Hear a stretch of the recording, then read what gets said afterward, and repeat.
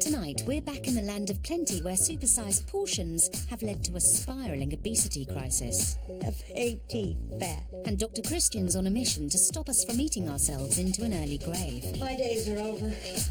In the feeding clinic, it's Supersized Joe. It's quite hard to tell somebody I've only just met. Things like that, and when I can't even tell my family. Versus Superskinny Emma. I probably wouldn't feed this to my dog. And we meet a former anorexic whose eating disorder brought her close to death. Liver failed, my heart has failed, and I had to have dialysis because my kidneys failed. After all, it's not what you're eating, it's what's eating you.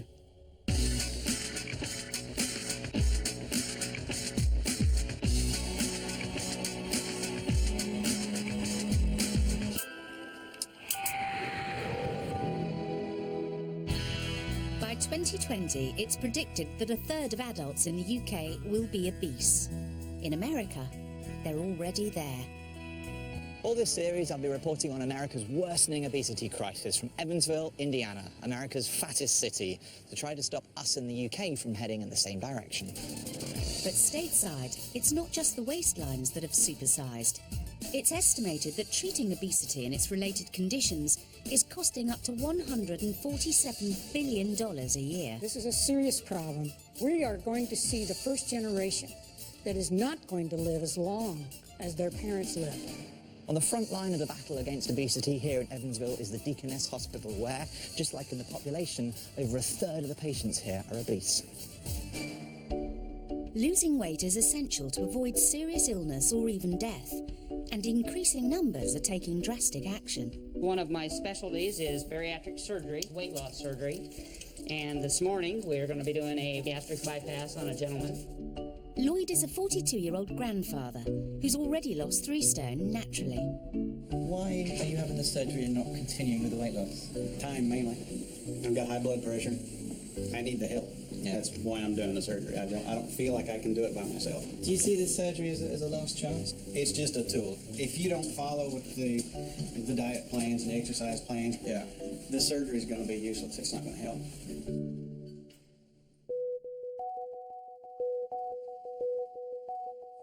Gastric bypass is both costly and complex, costing upwards of £11,000 in the States and £15,000 in the UK, where there's also a 1 in 5 risk of complication. This operation is non-reversible. The small intestine is connected to a new reduced-sized stomach, which limits the way food is absorbed. But surgery is no magic cure. A US study found that within 10 years of the operation, 34% of those whose initial BMI was over 50 regained all or most of their weight. 2 grueling hours later, and Lloyd's surgery is a success.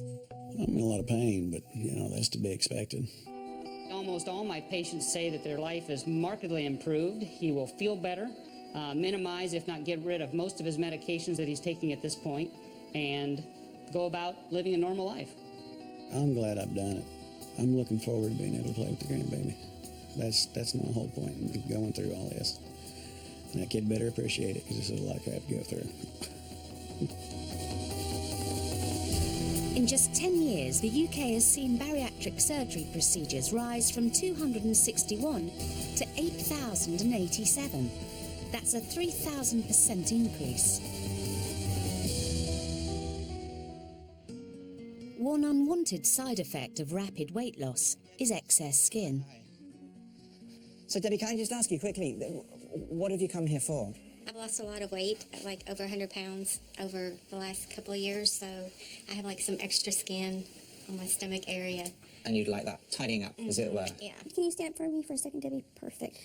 So what we'd actually do is make her incision go up underneath the skin, raise the skin up like this. At that point, then we evaluate the muscles, which are normally, after someone has gained quite a bit of weight, quite distended. So we will corset those muscles up with a suture that literally pulls them in like an internal girdle. So once we've done that, this skin, it was way up here, it's going to be moving all the way down here. She's probably going to have 12 to 13 inches of skin removed during the surgery. Wow. Debbie had to fork out $10,000 for this operation. For her, it was worth it. But for those who can't afford cosmetic surgery, surplus skin causes irritation, hygiene problems, pain and infection, to say nothing of low self-esteem. Back home, Dr. Christian wants to make sure that we in the UK don't follow in America's fat footsteps or go too far the other way. So he's brought together 8 Supersizers and 8 Superskinnies. First, it's shock treatment, facing their opposites before they go into the feeding clinic to tackle their destructive diets. Okay, Joe, come in. And you're going to be paired up with Emma. And you? You really, really are thin. It was quite scary. She's so skinny. It's not healthy. It shocked me a lot seeing Jade. She's a very, very big girl. Emma survives on childlike portions, whereas Jo snacks on treats bought for her kids on top of her already mammoth meals. When it comes to food, these two have got a lot to learn. Please, help a biscuit. Jo Palmer from Staffordshire has her hands full looking after her 3 boys. Burgers. But it's not just her hands. Her mouth is constantly full as well. Cheesecake, pork pie, chips, crisps, cake, pizzas, donuts, ice cream, kebabs. My love of food has been a big part of my life. It's my world. It's like my best friend, but my worst enemy all at the same time. And they say, keep your enemies close. And that's why at 27 years old, 5'8" Jo is 24 stone 3 pounds. I blame myself. It's only me that's put food in my mouth. Nobody else has forced it down me. Convenience is Jo's motto. 2 ham sandwiches, pork pie, sausage roll and crisps is the lunch du jour from Monday to Friday. I've always been chunky, and as I've grown up, I've just got bigger and bigger. It disgusts me. I love Jo for the way she is, so it's never particularly bothered me. It is a confidence thing, so it would be nice to see her lose some weight. Jo loves food, but she hates what it's done to her. I see a beach trail, I feel awful, I look awful, and I feel almost physically sick sometimes, looking at myself. My favourite bit of my body would probably be my eyes. I've got quite smiley eyes, and one day the rest of me might smile with it.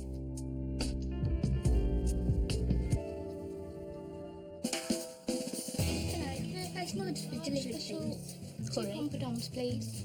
I had a big thing when I was pregnant that I couldn't stomach cooking food, and it all stems from that, and I've just got lazy now. I don't want my children picking up on my bad habits. I don't want the worry and the scares that come along with being fat. I want to be healthy for my children. I want to see my grandchildren. I'm never going to see them if I don't do it now. Jo's appetite is gargantuan. Superskinny Emma's, however, is non-existent, which is why at 7 stone 10, she's 2 stone and 4 pounds underweight. 20-year-old Emma Hughes gets over 25% of her limited calorie intake from squash. Filling up on this sugary liquid means there's no room for food, so it's not surprising that every day is a duvet day. I normally miss breakfast because it's sort of midday that I'll get out of bed, and then about 2 or 3 o'clock I'll have a 2-hour nap, and then I'll be back in bed again at about 10 o'clock normally. So I'm asleep more than I'm actually awake. My energy levels are 0. And when she does get round to eating, certain rules need to be obeyed. I can never have wet and dry foods on the same plate. It either has to be separated by something or in a completely different bowl, because I hate the thought of wet food making dry food go soggy. Oh, hate the thought of it. I can't dunk biscuits at all, and even watching somebody else do it sort of sends the teeth on edge. It's delicious. Emma has another deep-seated habit. I'm scared of feeling full. I never finish a meal. There's always something left on my plate, even if I've got room for more. You're struggling. Ready? I find that very difficult to watch her eat such a small amount. She's always struggled. She's never eaten a full plateful, and I do worry. I really do worry about her sometimes. Emma's lack of proper meals is taking its toll. I'm very uncomfortable all the time. I can't sit in the bath for longer than 10 minutes because my spine sticks out so much. This feels horrible. She is quite noticeably underweight. Yeah, I'm a little bit concerned. I definitely want to change. But before Emma and Jo enter the feeding clinic to tackle their wayward relationships with food, Dr. Christian's sending our Supersizer stateside to meet a 33-stone woman whose life has been ravaged by obesity. I sleep with pain. It's like one big pain. And it's all due to fat. Oh, plain as day, F-A-T, fat. As she's gained weight, 58-year-old Diana Steed has lost her independence, and now she can't even breathe by herself. I hate it because I gotta drag this hose everywhere I go. It burns the inside of your nose. Who do I blame for the way I am now? I blame myself. Coming up, Jo learns a valuable lesson. I do it with my eyes closed because someday the diabetes will take my eyes from me. She doesn't have much of a life, does she? She doesn't have any life. And back in the UK, Emma and Jo check into the feeding clinic. Who do you live? Your iron intake is critically low. Essentially, you're infertile at the moment.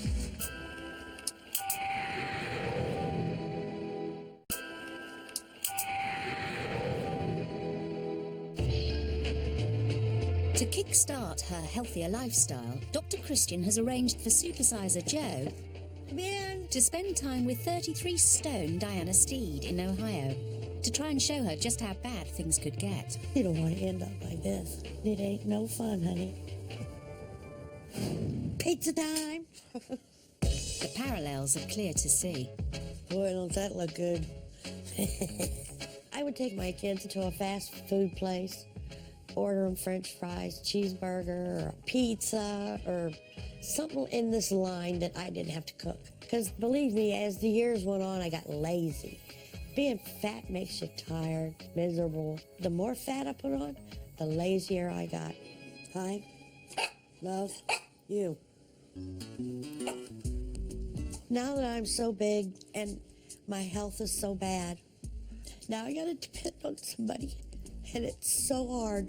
Diana has to rely on a carer to help her with the things that most of us take for granted. Do you have a shower every day? Depends. Some days I do and some days I don't. Some days she has breathing problems that she cannot get in the shower. Yeah.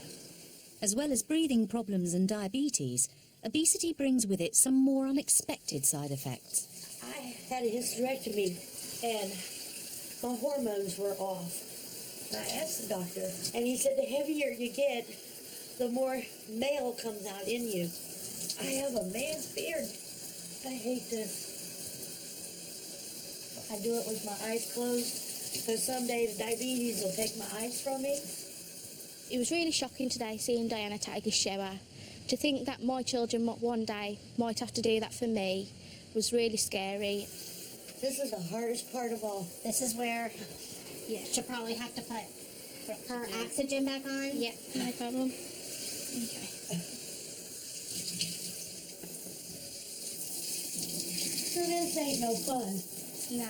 You know what I mean? Yeah. I'm done. I've got too many ailments. So, my days are over. Diana's health problems are endless, and today she has an appointment with one of the 6 doctors she's under. Diana, we got the x-ray of your left hip, and definitely it shows that you have a lot of arthritis in it. You probably know why you have a lot of arthritis, okay? Because 2 things. The weight, you're putting a lot of stress on these joints. I know. And you're not moving that much. As you know, Diana, it's a cycle that is going to keep getting worse. If the doctor told me what he told Diana today, I'd be devastated. To think that I've got that much arthritis just because of my weight, and that I've got to live my life in that much pain. If we lose a little bit of weight, I can inject that joint, okay? Okay. But you need to understand, okay, it is going to get worse, and you might end up with a hip replacement even for that. I know. Okay? I don't want any of that. I don't. The fear is that she gains more weight, her pain gets worse, her diabetes, her blood sugar gets worse, and her lung condition gets worse. Her lifespan is going to be shorter, definitely. Dr. Christian has arrived in Ohio to check that the message is hitting home for Jo.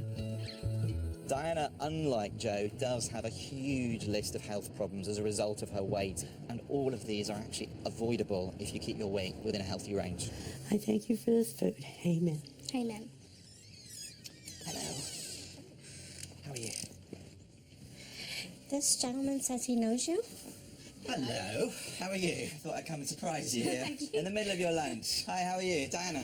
I'm Christian. Hello, Christian. Nice to meet you. Dr. Christian wants to see how much medication it takes to keep Diana ticking over. That is a lot of pills.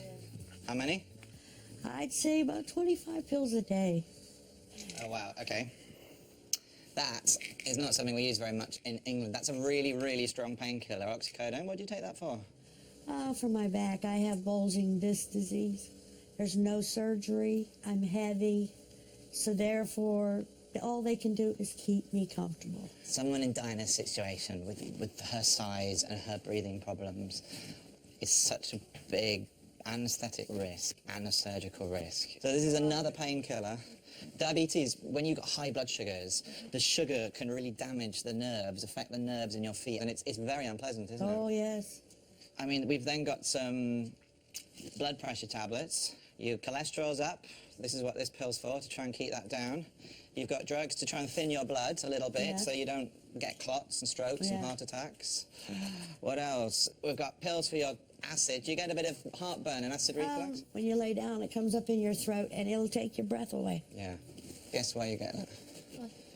Because of weight. I mean, not everything here is just because of her weight, but I would say most of it is, and probably all of it is in some way made worse because of her weight. Yeah. I could have prevented this years ago. But no, I was too stubborn. I was young and dumb. Now look what it's got me. Just to get out in the fresh air. And Is that what you miss most in life? Just getting outside? Yeah. Such a simple thing, isn't it? Yes, it is. Dr. Christian's keen to hear what Joe thinks of Diana's situation. She doesn't have much of a life, does she? She doesn't have any life. It's quite sad. How do you feel about being the weight that you are? Unhappy. Because I don't feel motivated anymore. I would suggest to you that your eating probably stems from emotional issues. I think you use food as comfort. Yeah. You're not eating it because you're hungry. And I also want you to have a little think about your mood and your state of mind at the moment, because I think you are a bit down, and I think your self-esteem is not great. And I want to boost that up for you. Because the trouble is, if you are a bit down, then you don't really care about doing stuff and changing stuff, you know? And I want you to. And I don't think you're happy with your weight, are you? At all. You know that if you can lose the weight, you're going to be a whole load happier. It is going to require some hard work, but hey, you're looking after 3 kids. I'll have 3 happy children at the end of it, though. I really hope meeting Diana has now given Jo the motivation that she needs, so that when she gets back to London and into my feeding clinic, she gives it 100%. I'd like to say a very big thank you, Diana, for inspiring me and motivating me to change my life. And thank you for listening. Goodbye and good luck, and I hope you feel better. Good luck to you. Back in the UK, it's time for our duo to check into the feeding clinic for a 48-hour mini-break, full board. But this ain't no holiday. Dr. Christian hopes that seeing each other struggle with their terrible diets will help Jo and Emma realise what's got them to this point. You're definitely not just a fussy eater. Your eating habits have clearly come from somewhere. This idea of control has stemmed from behaviours that you've sort of started out probably when you were a lot younger. And I really want you to have to think about what on earth these might be, because if we can start to work out what they are, then we can start to change them. I've always been really thin and really skinny. Never ever had an appetite. Find it fearful being full. I can't really tell the difference between feeling full and feeling sick. If you carry on like this, you will carry on losing weight. And how long are you going to be able to keep that up for, do you think? Not very long at all. Not very long at all. Your diet is so restricted. I mean, your iron intake is critically low. It's terrible. And I suspect you're probably not really having periods anymore, are you? No. Not at all? No. The only way your body can maintain its iron levels is to stop down things like periods. That means essentially you're infertile at the moment. Okay? If you start eating, these things will come back. But it's a warning sign. When you were in America, we talked a little bit about sort of where these eating habits might have come from. Have you thought a bit about whether you sort of turned to food for comfort? I think I do, and I've got this obsession of overfilling my cupboards and fridge, because it weren't there when I was younger. I tend to do it now. I think I'm just scared that cupboards are going to run empty, but no, they're not going to. They're not going to, are they? No. For the next 2 days, Jo's going to have to get used to an empty cupboard as she takes on Emma's almost non-existent diet. It's breakfast. Hang on, there's some more. Cereal, 3 slices of toast, chocolate and a cup of coffee. Versus nothing. What do you think? There's a lot of it. I love my breakfast. Oh, God. Oh, I don't know where to start. I'm not going to have that bit. I'll have some toast, I think. Is it just buttered toast? Yeah. Got breakfast, lunch and dinner here, I think. So, as long as you try. I normally wouldn't have cereal with milk. Would you not? Because I've got a bit of a problem with dry food going soggy and things like that, so... So you should have ate that first, really. The toast is like a bit soggy as well. I felt really bad for Jo. I felt a bit ashamed of myself. She sat there watching me eat my breakfast and she didn't have anything. I felt really bad for her. You finding it hard? I'm almost at the soggy layer. I can see the milk. I can't eat any more of those. It's better than nothing, I suppose. Oh, that's far too sweet this early. And then I'm going to stop there, just so I don't get to that full feeling that I don't like. So I'm done. I'm not really eating a lot, am I? Not really. It's a bit of a soggy start for Emma, who's only managed a quarter of a slice of toast and a spoonful of cereal. I think she could have tried a little bit harder. It weren't the best effort. Maybe lunch will give Emma something to really get her teeth into. Sorry. A supersized ham sandwich, sausage roll and crisps, and for Jo, a packet of corn puffs and a lolly. Emma, that's ridiculous for lunch. That's rather big for a lunch. How do you live? That gives me quite a lot of energy, actually, that drumstick. It can't be good for your teeth. Are you going to try your sausage roll? I'm not a massive fan of sausage, if I'm honest. But Jo is, along with a whole array of other processed meat.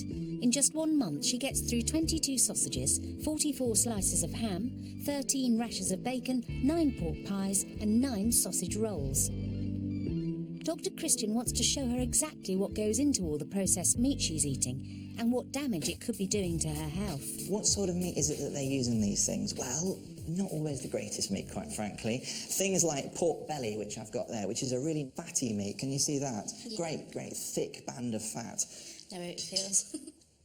Pork cheeks, pig's tail, and even trotters can all find their way into processed pork products. What I've got here is some molten lard. Now, this represents the fat content in all of these poor cuts of meat and all the pastry that it's wrapped in.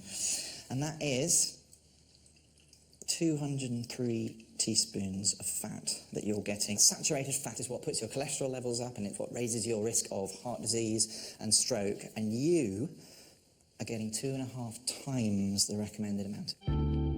Jo's also getting 2.5 times the recommended amount of salt in her diet, and nearly 30% of this comes from all the processed meat she eats. Your average pork pie, full of meat or not really? Probably not. Probably not. Well, look, I've got a packet that these have come from here. Meat content, pork pie, 21%. Because of this low meat content, sausages, sausage rolls and pork pies can be bulked out with rusk, and processed ham and bacon can be awash with added water.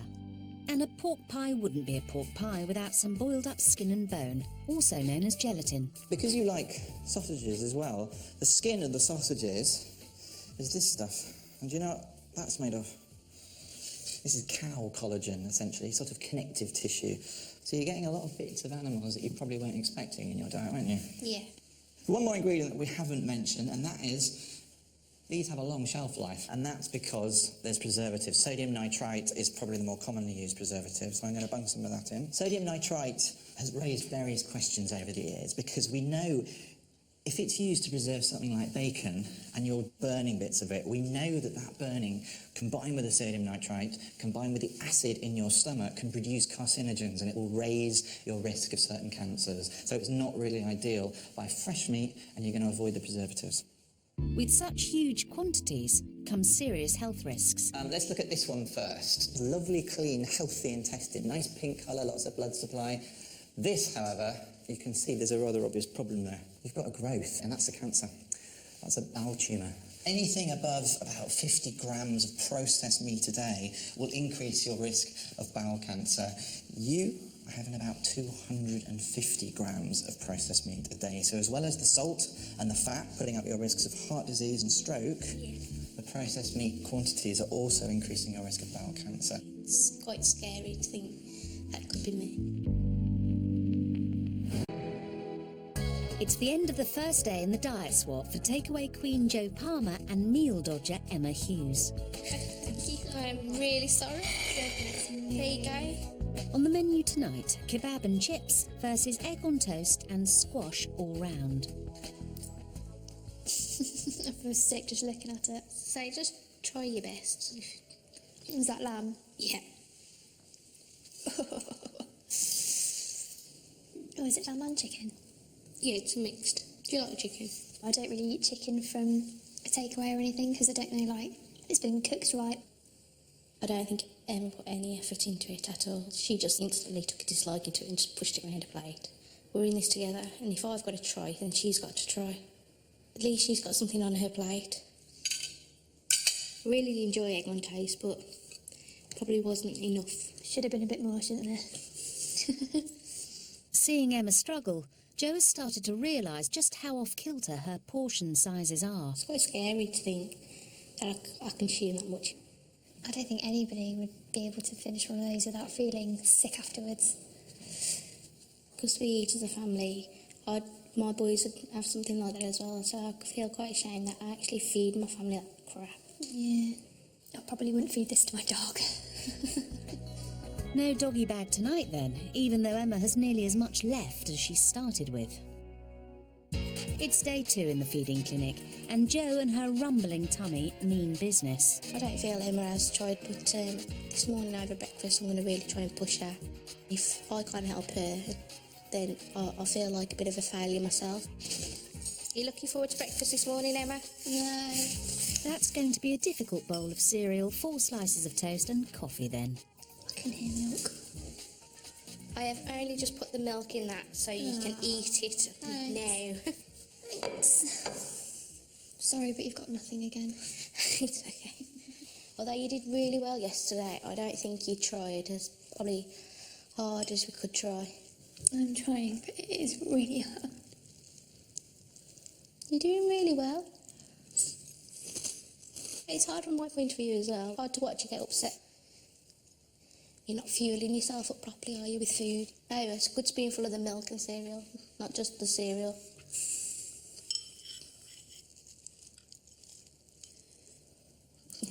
Down the hatch. It's getting really hard to chew now.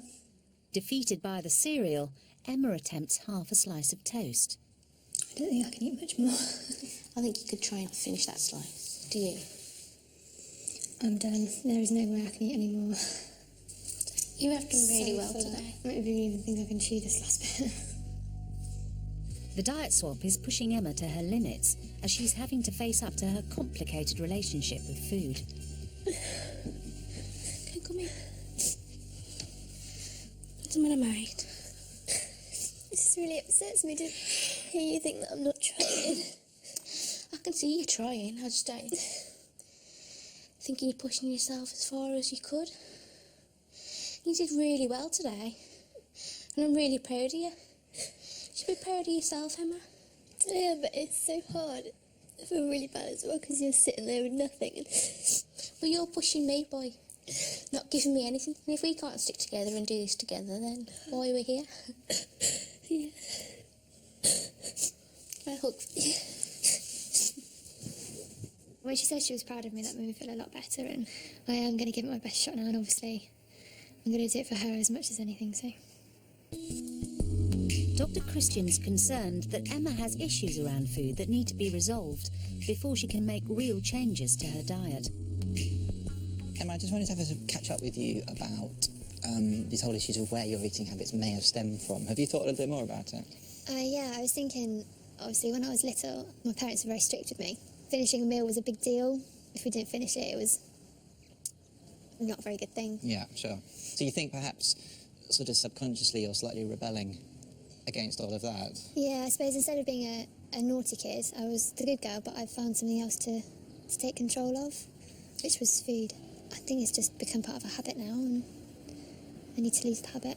Your behaviour is very much a a sort of psychological pattern of behaviour as a result of something. I think that almost certainly is the start of it, and now you've just got so used to running on empty, as it were. You know, your stomach has shrunk down, your metabolism has slowed right down, everything is adapted to deal with your tiny little calorie intake. Do you think this is something you're going to be able to change now that you've sussed that out? I think now I know that it's actually a reason it's in my head, then I think I'll definitely be able to move on and sort myself out.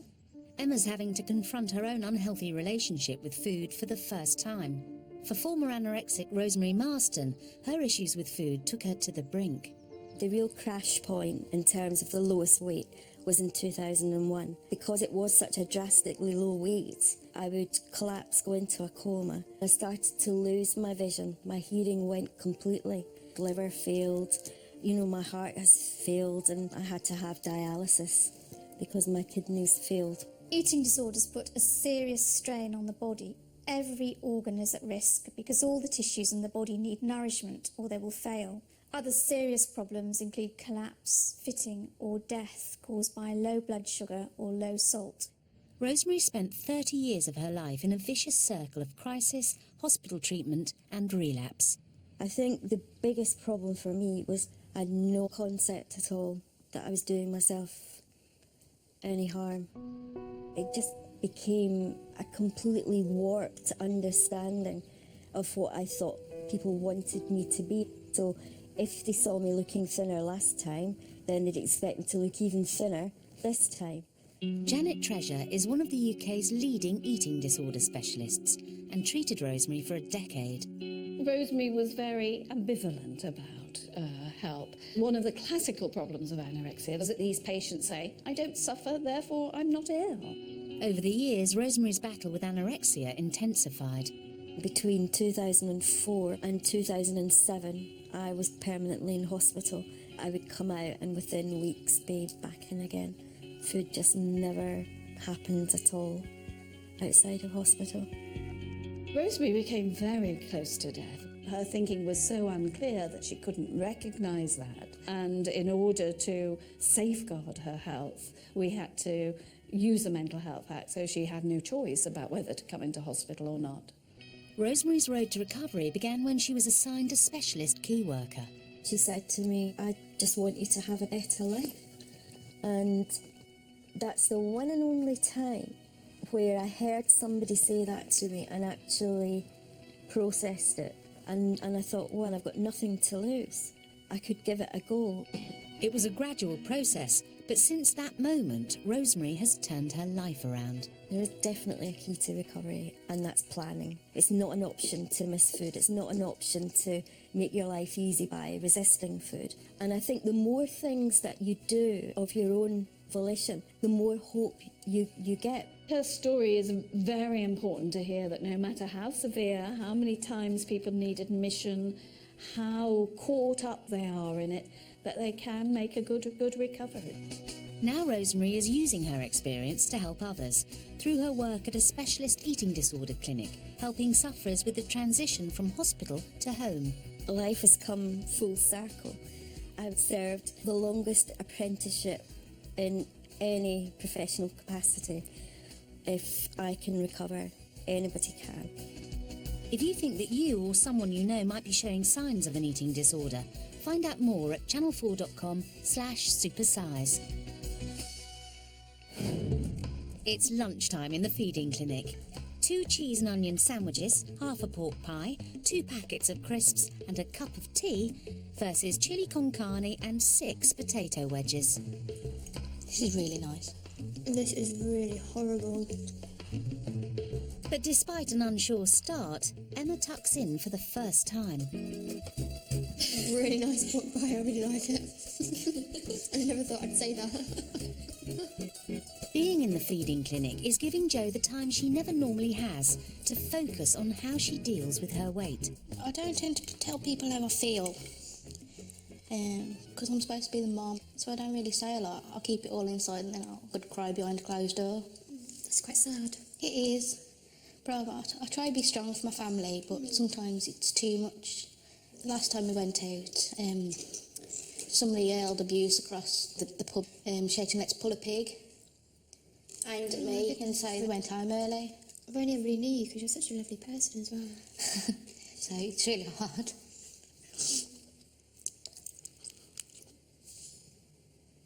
Do you want tissue? Thank you.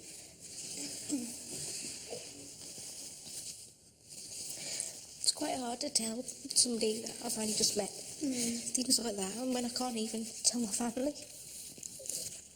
Well, you helped me when I was upset and I was crying, so I'm here for you as well, as much as you're here for me. This is nice, though. It's nice to have something to eat.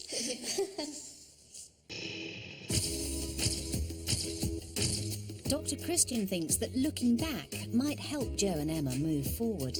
This one was probably when I was about 13.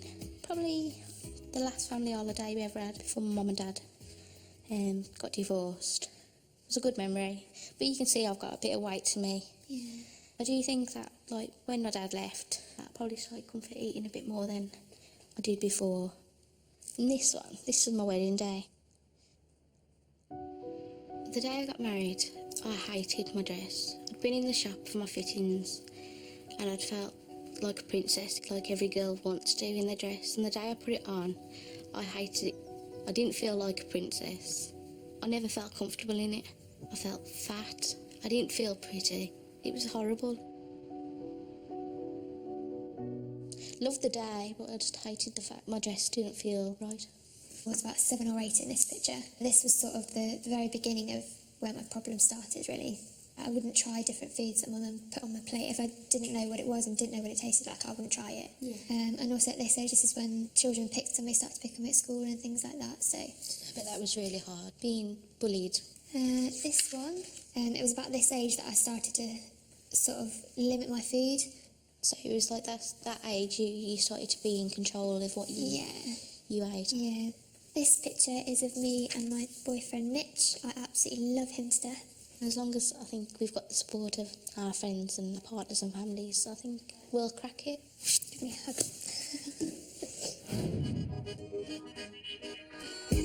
It's the last supper of the diet swap. Only 2 hands. Pizza, garlic bread, chips, chicken wings, onion rings and a glass of squash. Oh my god. Versus a packet of crisps and a black tea. How can you live off a packet of crisps? How can you live off this? Just looking at it, like looking at the size of it, is making me feel rather sick. Like, I'm not asking you to eat at all, I just want you to try a bit of everything. I'm gonna give it a go. Hair back. This means business. Do you think you've learned enough to go back and change?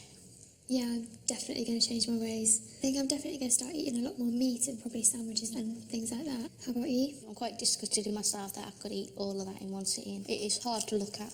I think I now know the difference between feeling full and feeling sick. I think we've both learned from our ways tonight, definitely. I think we've both learned from our ways, full stop.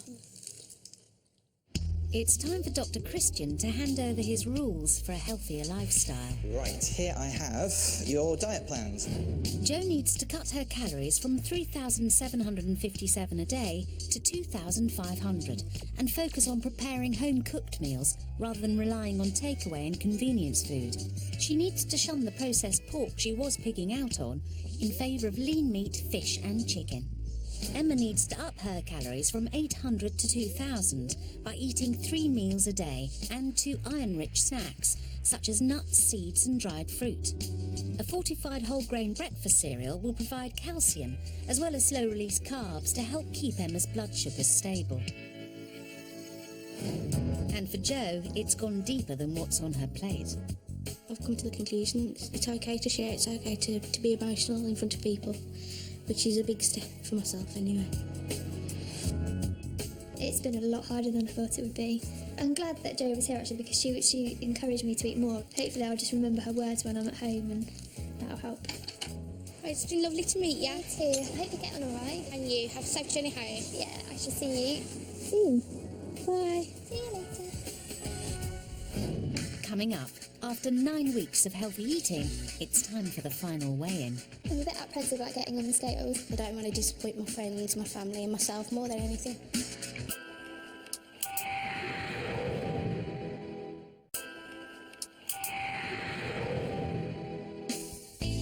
It's been been 9 weeks since Jo was told to take away the takeaway and Emma was advised to pick up her knife and fork.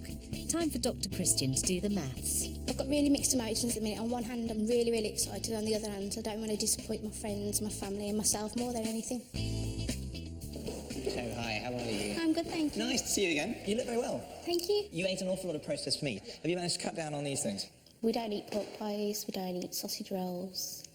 We buy loads more fresh meat. We still have takeaways, but we have him once a month now as a treat. Excellent, wow, that's really good news. And how are you feeling about yourself, your self-esteem and how you look? I'm getting a lot of compliments, which was really hard to get used to. Good. Because I won't say I've never had them, but I do find it strange. But I hope you're enjoying that, no? I'm getting used to it now. Good, you better get used to it, because I think they're going to keep coming. I have the little ones come up and say, oh, you look more nice, Mummy, which is the biggest compliment of all. Yeah, of course it is. Good, I'm delighted, Jo, well done. I'm a bit apprehensive about getting on the skaters, but I've got my fingers crossed that everything goes well for me. You're looking amazing. Thank you. I nearly didn't recognise you, actually. Tell me what's changed for you.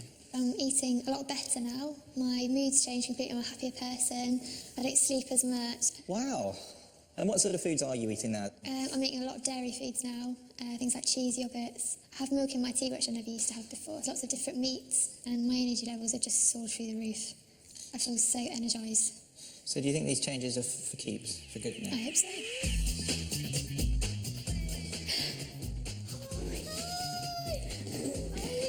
Good. How are you? Thank you. I'm really good. You look a lot better in your face as well. Thank you. And you look really well. You've got a skirt on for a start. I know. I've never seen dead in a skirt before. I'm going to butt into this one and put you out of your miseries now and tell you your weight, because that's the bit you really want to know, isn't it? But you both look fantastic. That's the first thing to say. And I'm going to start with you, Emma. Weight-wise, modest. I'll be honest with you. You've put on 3 pounds. But you've put on 2 inches around your middle, which is a significant amount, and I think really well done. You know, it isn't all about weight gain with you. It was about actually trying to fix all the issues that were up here, and I think you've made a really cracking start with that, so I'm pleased. Are you happy? Yes, very. I'm really proud of her. Right, Jo, and you. 1 stone, 5 pounds, okay? Which to me is excellent. I said about 2 pounds a week I wanted you to lose, so you have actually done exactly that. But more fantastically, you've lost 8 inches around your tummy. It's brilliant. And your family are noticing, you're noticing, you look so much healthier. You look like healthy, happy people, and that is only going to improve. I'm really proud of you, well done. Thank you. When Dr. Christian said that I'd put on 2 inches around my waist, I was really excited, and I can actually feel the difference. That's just the start for me. I'm going to hopefully put on a lot more. When I get home, I think my husband and kids are going to be really proud of me. I'm amazed at 8 inches, which is really good, because now my jeans fit again. I'm just taking it one dress size at a time. Definitely enough there. Next week, Supersize Chris swaps diets with Superskinny Nathan. He made out like he had 2 stomachs. I think he's a cow. He's got like 1 stomach for savoury, 1 stomach for sweet. And we hear how eating disorders can lead to a seriously distorted view of the body. There are times when I look in the mirror and all I see is flab and rolls and curves. And Dr. Christian's back in the US, where food addiction has led to an obesity crisis. For me, cheesecake was like crack cocaine. One man, many voices, now spread over 2 countries, back for a brand new series, Catch the Face Jacker, at 10 o'clock. Next, it's all about the little things, the sense of occasion, having the family around you, accessorising your electronic tag so it looks all pretty. Big fat gypsy weddings. Fun up.